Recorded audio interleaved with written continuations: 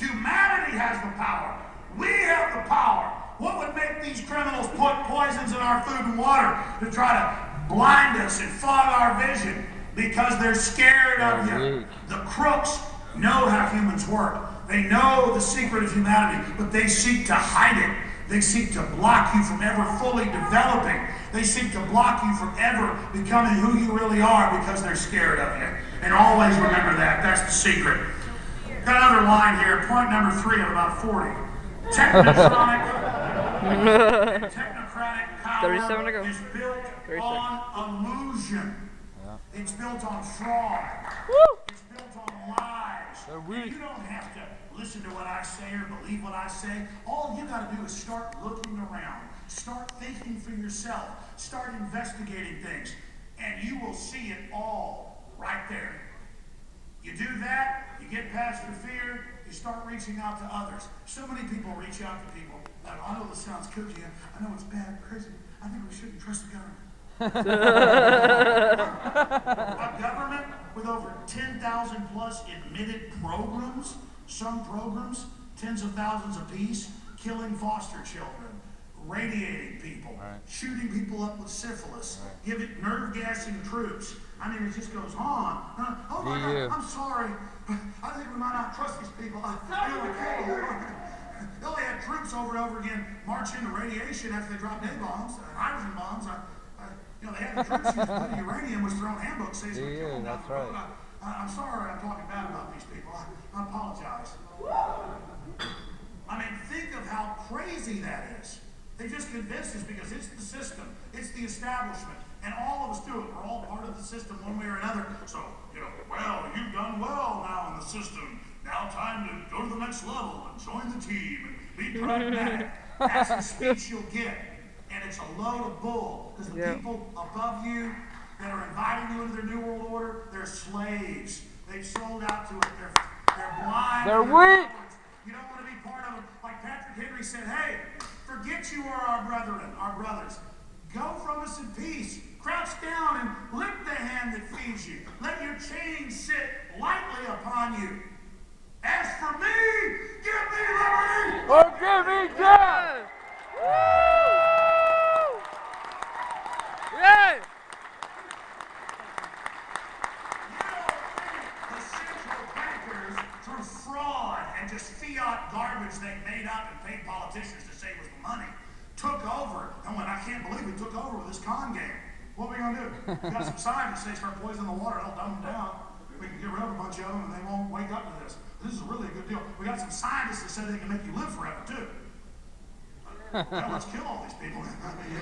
I mean, listen, the Romans did it. Every culture went in and wiped out everybody they conquered. Their own people. I mean, this is just being done high tech to everybody. And they just zombify you. They wipe out your mind. They wipe out your soul. But humanity is so strong, despite this fog we're walking through. Despite everything they've done to us, we're still here, and you know what? It's going to boomerang on them. Because once humanity knows it's under attack, and once humanity knows what's going on, nothing on earth is going to stop us. Yeah! Yeah! Yeah!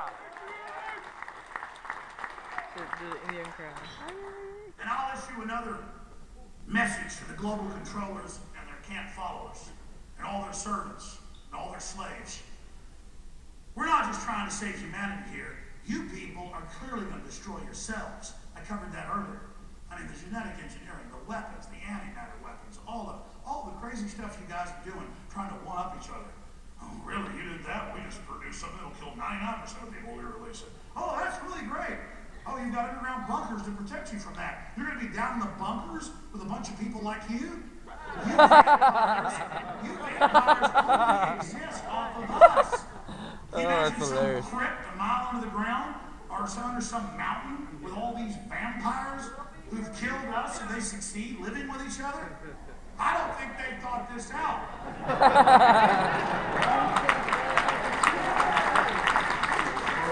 Now we're got to point number 4 now. You can do it. And I already pretty much covered this 3 times, so I'll just make it brief. What does waking up mean? What does waking up mean? It means you're no longer in a dream. Like George Carlin, he said, yeah, it's the American dream, because you got to be asleep to believe it.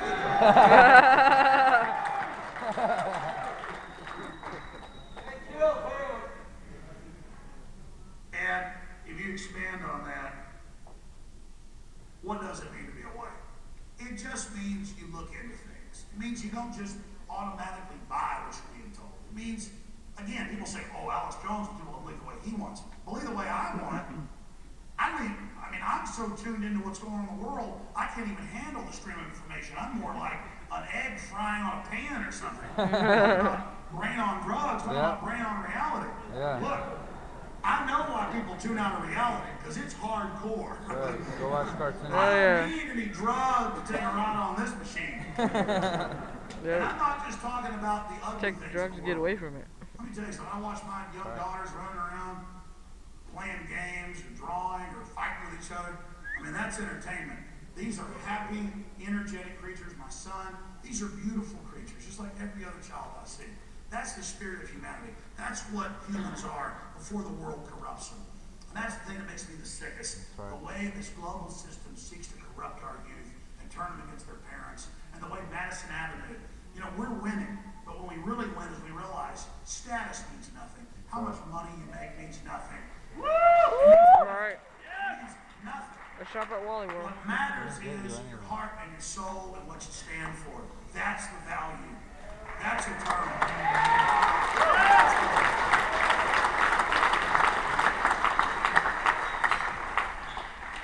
And that brings us now to the subject of trendies. Now, when I say trendies, what am I talking about? Well, that gets into Edward Bernays and psychological warfare and Madison Avenue and advertising. But it goes back thousands of years, really to China, but other cultures did it as well. They would get the Chinese royalty to bound their women's feet where they couldn't even walk. And the priest class would tell them because it was stylish. And you gotta be stylish. You're royalty. You don't walk. We feed you. And they said, well, God, it's trendy. That was the governmental class, the national security class, taking control of the great-grandkids of some Chinese warlord that had taken over the area. They explained, first you wear big fancy outfits and crowns so you impress everybody, but next, you're so royal, you don't walk. And to make sure you don't walk, we're going to bind your feet where you can't walk, so that now the bureaucratic security class we see now taking over TSA is in control. You can look at it in Babylon, you can look at it in ancient Egypt. Every culture did this. You go back 500 years ago, it was illegal all over Europe to wear certain colors or wear certain outfits. Only the gentry could wear that. Only the royalty could wear that. Only the elite could wear that. And so people would kill, steal to wear a certain color cloak. They would kill for that pair of Air Jordans like you've seen in the news. It's the same thing. And that way the system doesn't just make money every year. Got to throw out that wardrobe. It's not cool anymore. Now you've got to get into the mindset and the idea. And so what they took with fashion, which bounding people's feet, or in some cultures putting big boards on people's heads, so look like cone heads. And this was what priest class did. And the priest class always sit back and laugh. Oh, we got the royals who used to run us 100 years ago wearing big boards on their heads. They can't even walk. Because it's stylish. And of course, the average tribespeople, oh my God, you got a bunch of rings around your neck and a big cone head. Let me bow down to you. Or you can't even walk, or you're wearing some big giant Queenie outfit in England, or whatever. This is the type of stuff that they would do over and over again. So many people, they get off on New World Order, global government. I heard the TV laugh at that. I'm trendy. I mean, this is a pathetic victim of style. This is a pathetic victim of trendiness. And again, if you want to have purple hair, if you want to have 18 million tattoos or none, or a big cowboy hat, I don't care what you're doing as long as that's what you like, because I don't see what you look like or what you're wearing. I see the content of your deeds. The point is, the globalists know how to sell you through trendiness.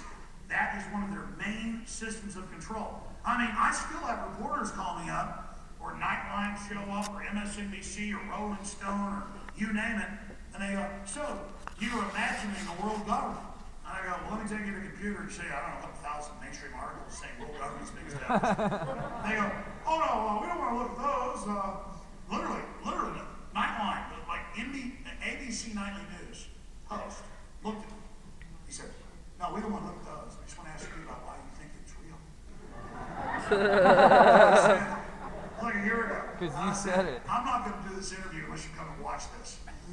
So I showed him Al Gore, the head of the EU, Herman von Rompuy, British Prime Minister at the time, Gordon Brown, George Bush, world government. I showed him what world government means, corporate fascist state. He looked at me and said, this happened in my office. He goes, they don't need the same world government as you. And then I'll have Media Matters call me up. Boo. Ring, ring, Media Matters. It's the editor of Media Matters. I go, oh, you're funded by George Soros. No, we're not, Alex. I pull up the Federal Elections Commission stuff, they're funding it, and the different filings for nonprofits. I go, well, it says $1 million here, $1 million there. I mean, it shows he's the head guy. And they go, I mean, here's my biggest frustration. These people operate in a world where they're just used to everyone not knowing the three branches of government, not knowing anything. And then they just say, there's no world government. They go, there's no world government. I read these police training manuals. They come in daily now. And it's like, they talk about a world government run by banks. I've actually seen one that says, go ahead and bring them in. And chiefs, don't get mad if your guys bring them in, because they're probably terrorists. I mean, you can watch European C-SPAN, those different feeds. It's all world government, mega banks taking over, but they're telling the cops, if somebody talks about this, go ahead and arrest them. They're probably terrorists and they want to kill you. But see, it's having an opposite effect. As people wake up to the hoax, as the world wakes up to this fraud, it has the opposite effect, because they're like, well, everybody's saying world government, but you say it doesn't exist. The minute the public loses their trust in this system, it's over. The system has gone so over the top that that's their weakness. And so the question is humanity scum? Is humanity weak? Will we give in to this technological tyranny? Will we be conned by it? Or can we see through this elaborate giant hoax? Because it was Hitler that said, the bigger the lie, the better, the more they'll believe it. And so when something is so giant, so huge, and everyone around you who's a bunch of trendies who goes along with whatever's said because they're in the in group, they're yes men. They make being followers and yes men cool. That's what trendiness is. When all the trendies are saying it must be that way, you've got to be the person that says no. But you can't do it in a timid way. You are literally fighting for free humanity and talking to someone who's in a zombie-like state. And so how you deal with them is your prerogative.